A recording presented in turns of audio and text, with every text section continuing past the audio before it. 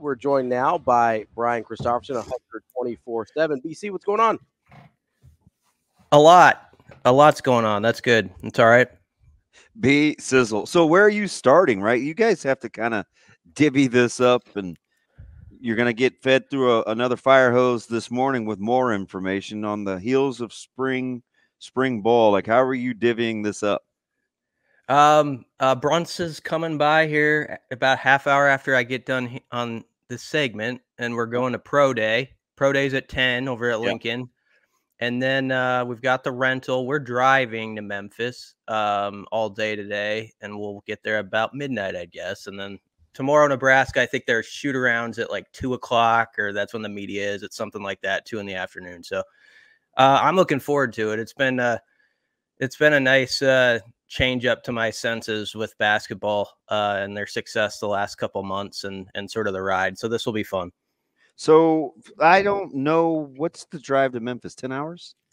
9? 9.5, I think. It said like 10. We'll go for 9.5 though, Ravi. We could do it. I think Bruns said it has a little bit of steel in his shoe, I think. So we'll see how that goes. Is Bruns the type of guy that has to be driving? No. He's probably a little better driver than me. Not surprising, because he seems like he's very studious and all that, and he is like he's one of those you don't expect to make a big mistake on the road.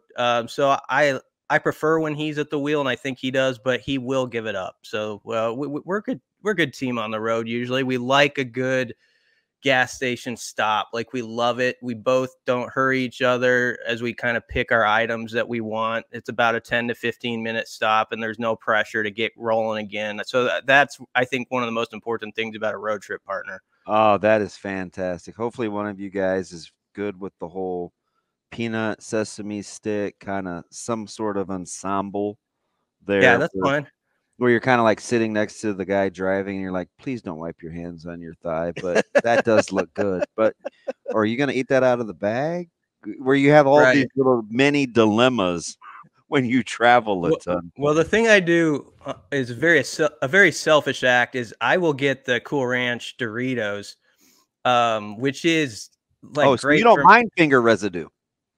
Yeah. That in your breath just is, terrible. Like the whole car just it's a joke. But I sort of am like, this is all about me. I want my Cool Ranch. So we're both Cheez-Its guys. I think Damon's a Cheez-Its guy.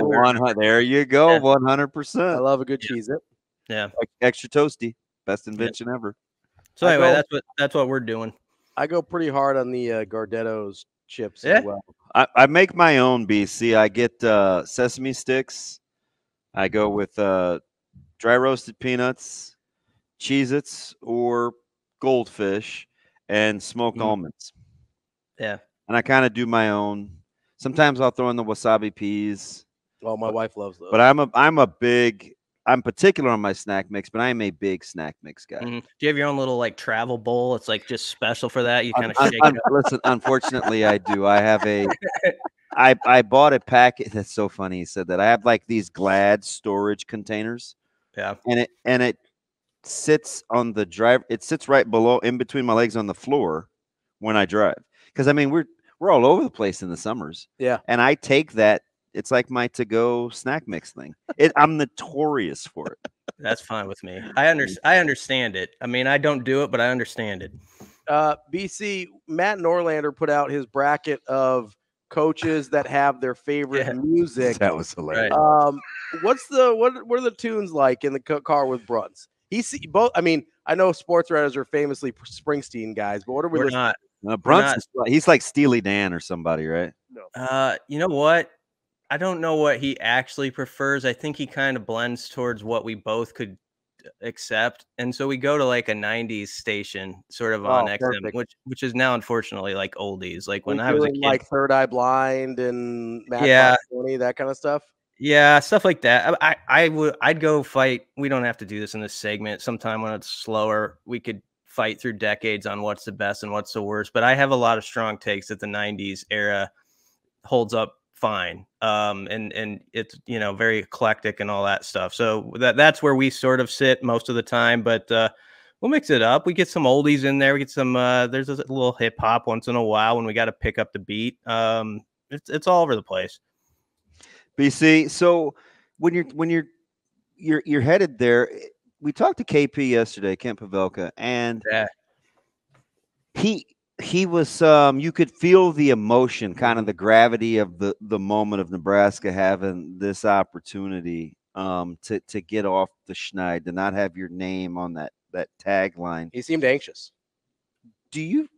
Is that more the fandom, or do you think there is some of that heading into Memphis? It's more the fandom, but it's a pretty savvy group over there. I mean, obviously anyone would hear the storyline, but it's one that I think embraces the storyline, and they talk about it. Fred has said it's not something they run from. They know the historical context of what they could do Friday and how much it would mean.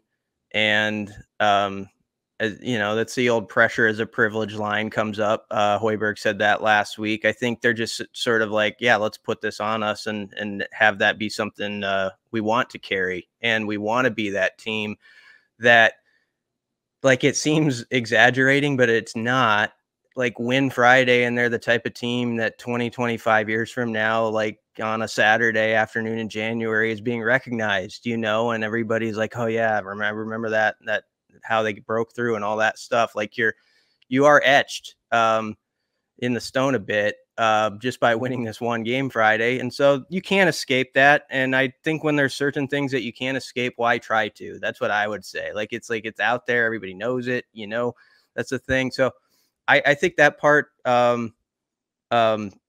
they're very in tune with wanting to be the group that breaks through. I do think the other thing that I'll just go through it quick, because we haven't made it about the Trev Alberts thing, but I just don't think they care, the players themselves, about that. I would say that too. Like, that's not something. I mean, they're just focused on, like, how do you stop like Anderson Garcia from getting 10 boards in this game? You know, that sort of thing. Like, you're like so in a box with like what you have to do with your scout and certain guys on the floor. I mean, that's like a little side thing for everybody else, but I do not see that being something that gets in the way of the coaches and players this week.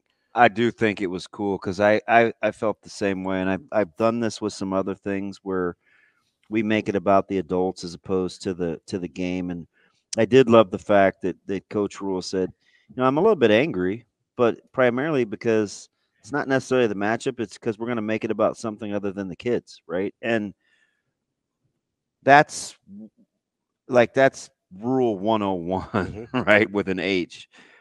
It's not about the things that you can't control. So let the kids, young people get mad at me when I say kids, let the student athletes have their moment, right? Mm-hmm. So I think it's probably up to us to make sure that we don't make that the storyline, because I agree with you 100%, BC. The kids, the student athletes, the young people won't.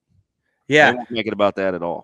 Rule made two big points in one there. He made his feelings known on the matchups, and also it was connected to whether this could have happened if you had someone in that chair or not. I don't know, but the idea that whoever is the next AD has to be that type of person that has the cachet or whatever it takes, the voice to carry through when certain things could be happening that pit your university in a weird situation, that says, no, what's going on here? You know, like, has that voice at the table. So he was telling two big thoughts in one there, which it was a very accomplished first 12 and a half minutes, I would say, of his press conference. Yeah, I mean, we've kind of come to expect that a little bit from Coach Rule, right? In terms of calming the waters and giving people sort of the soothing that they needed a little bit in that situation. But he's also not afraid to give them their medicine also. I thought he did a good job of both of those things in his press conference.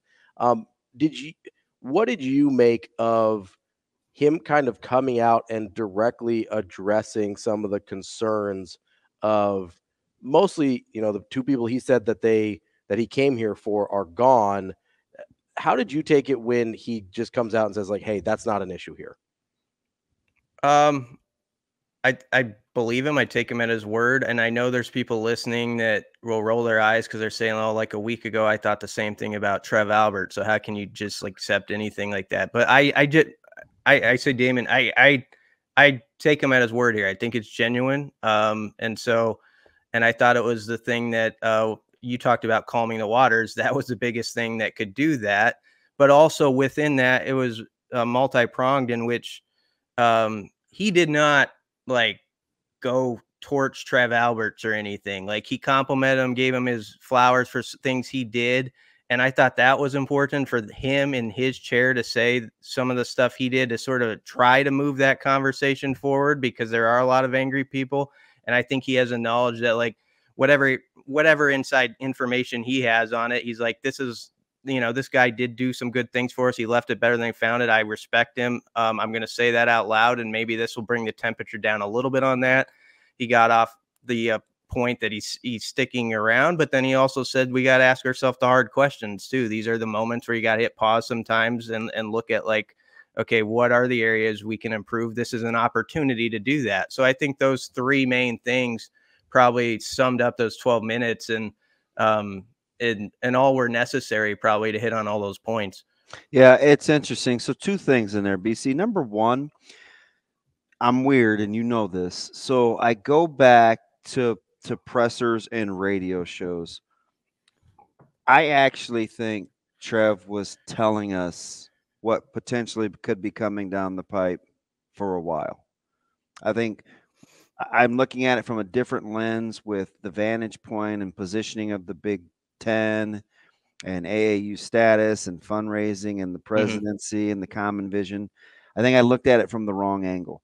I think he basically was saying, hey, I know some things behind the scenes that we have to get together, and if we're not going to do this, this just can't work. So I think he's different in Rule when people tell you, well, I just heard Trev say the same thing. Because if you go back and listen to Trev now, especially that he's made this move, we may have been looking at it from the positive side. He may have been telling the story from if this doesn't happen side. That's number one. The other thing is with Rule, I think he thinks it's okay for fans to be upset. I do. I think he wanted to say, this is just me speculating, so I'm getting your thoughts here. Because it's hard, right? Fans are short for fanatics. So they feel a certain way and they're extra passionate. He was going to be an adult and say, hey, listen, I'm not going to throw the baby out with the bathwater. Like, he's been good to me. He's gotten a ton of things done as an athletic director. I'm okay with that regard. This is a hard job. I felt like that distinction was pretty important too, because I don't want to tell people how to fan because it is emotional, right? If Caden Proctor's going on spring break with some of his old Alabama teammates and they leave and I was mad about that, that's okay. Like, I would probably be mad too, right? But as an adult, I would say, oh man, like, he's with his friends. I'm sure he's swayed. Maybe give the NIL money back. But like, so I didn't mind that distinction from Coach Rule. No, I think those are good points, Damon. Well said as usual. And you're right. It's the way you brought it out is more the layered, probably truth to it. You know how I was kind of giving the knee-jerk reaction of like, oh, this guy said this and then he left, and that's sort of how people just sum it up sometimes. And I think you're probably more accurate on that. I thought it was also important in that Rule, within that, I think he was getting across that not everything is going up in flames around here. I felt like he was able to sort of get that point out there. And I think that is meaningful because you're not just talking to reporters and fans. You're talking to maybe people listening in that are considering taking the athletic director job, which I think is still a really great job where it is. And you want them to know, like, there's a lot of positives to this job. And I thought Rule within that those opening remarks also got some of that across. That it's the whole house didn't burn down here. And so that it was effective. Like all the things you said, and I think are true. And I'm with you with that too. I think through it. I mean, like if someone wants to be ticked off for the next year about it, that's them. It was a big thing. Then they felt like it was somebody who was one of them, and he's not one of them today. So Yeah. I get it. We're talking with Brian Christopherson, Husker 24/7. BC, it kind of seems like, we talked to Sam earlier in the week. Obviously, what DB said there, and then talking to you here, it seems like for one reason or another, Trev got this idea in his head that things were maybe trending negatively for Nebraska. Like that he couldn't win. That he couldn't win, that he couldn't change the tide. And, I mean, do you see where he's coming from? Do you feel like there's any truth there, or it's a great question. Did he somehow just kind of get lost in the forest or lost in the trees and not see the forest? Yeah, it is a good question. That's pretty good. The thing is, I don't think any of us know, though. Like, I still feel like it's a little vague to me. Like, I don't know as much as maybe a few other people do about why everything went down. I was stunned by it. I really was. Even though maybe there were clues, as Damon said, along the way that we could have picked up on. I did not.